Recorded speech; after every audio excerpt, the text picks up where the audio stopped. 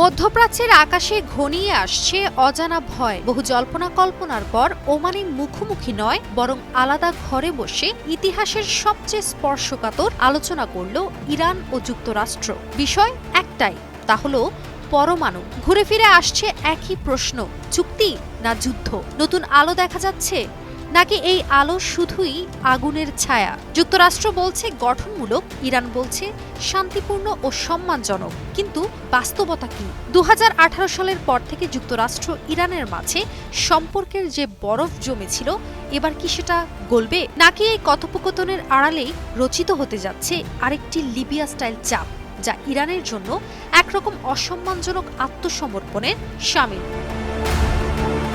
ওমানের রাজধানী মাস্কটে অনুষ্ঠিত 2 ঘন্টা 30 মিনিটের এই বৈঠক ঘিরে ছিল টানটান উত্তেজনা। যুক্তরাষ্ট্র ও ইরান দুই পক্ষই যেন একই সুরে বলছে আলোচনাটা ছিল গঠনমূলক, কিন্তু বৈঠকের ধরনটা বেশ চমকপ্রদ। আর তা হলো দুই দেশ আলাদা ঘরে, মাঝখানে ওমানের পররাষ্ট্রমন্ত্রী বাদর আল বুসাইদি, আর তিনিই বার্তা পৌঁছে দিচ্ছেন এক রুম থেকে আরেক রুমে। তবে বৈঠকের এক পর্যায়ে ট্রাম্পের বিশেষ দূত স্টিভ উইটকফ ও ইরানি পররাষ্ট্রমন্ত্রী আব্বাস আরাকচি কয়েক মিনিট সরাসরি কথা বলেন। তবে এই আলাপের নেই কোনো কুশল বিনিময়ের ছবি, যেন পুরো আলোচনা হয়েছে নো ফটো নো ড্রামা মুডে।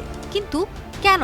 বিশ্লেষকরা বলছেন ইরান চায় না দেশের ভেতরের কট্টরপন্থীরা এই আলোচনার সুযোগ নিয়ে তাদের নরম বলে আক্রমণ করুক। আরাকচি জানান, অনেক সম্মানজনক শান্তিপূর্ণ আলোচনা হয়েছে, কেউ হুমকি দেয়নি কিংবা খারাপ ভাষা ব্যবহার করেনি। আবার হোয়াইট হাউস বলছে এই আলোচনা ছিল চুক্তির পথে এক ধাপ অগ্রগতি। বিশ্লেষকরা বলছেন এই কথাগুলোই জানান দেয় যুক্তরাষ্ট্র এবার সরাসরি সামরিক হুমকি না দিয়ে কূটনীতির পথে হাঁটতে যাচ্ছে। হোয়াইট হাউস বলেছে direct communication is a step forward, অর্থাৎ এটি হতে পারে পারস্পরিক বোঝাপড়ার প্রথম ধাপ।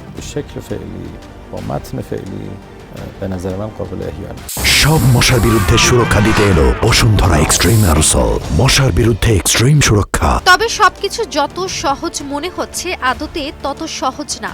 কেননা এই আলোচনা যখন চলছে, তখন যুক্তরাষ্ট্র মধ্যপ্রাচ্যে আরও যুদ্ধ জাহাজ মোতায়েন করছে, চলছে নতুন করে নিষেধাজ্ঞা, অর্থাৎ আলোচনার টেবিলে বসার পাশাপাশি সামরিক চাপও বজায় রাখা হচ্ছে।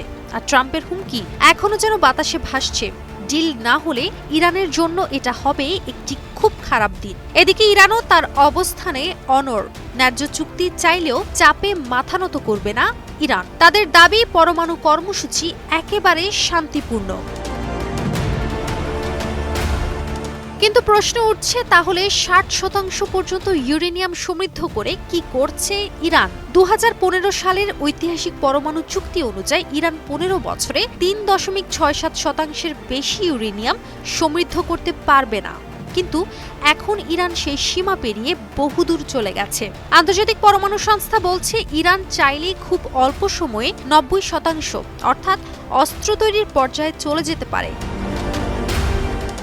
সেই জায়গা থেকে ট্রাম্প চান এমন এক চুক্তি যেখানে ইরান বোমা তৈরির সামর্থ্য চিরতরে হারাবে। শুধু ট্রাম্পই নন, এদিকে ইসরায়েলের প্রধানমন্ত্রী বেনিয়ামিন নেতানিয়াহু বলছেন ইসরায়েল চায় লিবিয়া স্টাইল চুক্তি, অর্থাৎ ইরান যেন তার পুরো কর্মসূচি একেবারে গুটিয়ে নেয়। কিন্তু ইরান তা কখনোই মেনে নেবে না। তাদের দাবি, তারা চায় ন্যায্য চুক্তি, আত্মসমর্পণ নয়। তাছাড়া ইরান বলছে এই আলোচনায় শুধু পরমাণু নিয়ে কথা হবে, ব্যালিস্টিক মিসাইল বা সামরিক সক্ষমতা নিয়ে নয়। দ্বন্দ্ব এখানেই। যুক্তরাষ্ট্র চায় সম্পূর্ণ নিয়ন্ত্রণ, ইসরায়েল চায় লিবিয়া স্টাইল, আর ইরান চায় স্বাধীনতা ও সম্মান। তাই তো এই চুক্তির ভবিষ্যৎ নির্ভর করছে কে কতটা ছাড় দিতে প্রস্তুত তার উপর।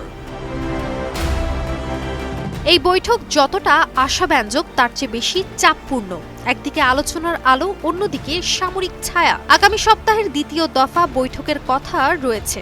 জানা গেছে ওমানই থাকবে মধ্যস্থতাকারী। তবে এখন সবচেয়ে বড় জিজ্ঞাসা হলো, এই আলোচনার গন্তব্য কি? চুক্তি নাকি আরেকটি বিধ্বংসী যুদ্ধ? কাজী অহনা, নিউজ 24।